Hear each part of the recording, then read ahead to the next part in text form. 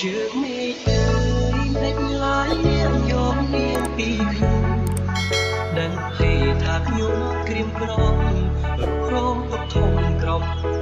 សោកាអត់ទៅរងរងមកលីទឹកមេត្រាហាក់សួរខ្ញុំថាថ្ងៃណាទៅនាងវិលមក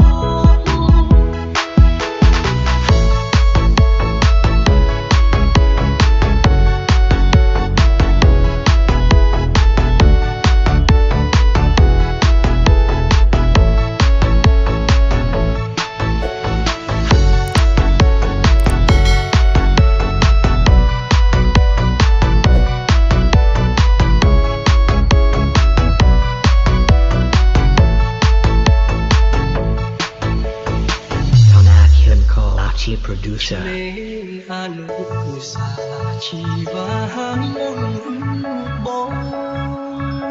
ធ្លាប់សាសងបីបងថ្នាក់ថ្នម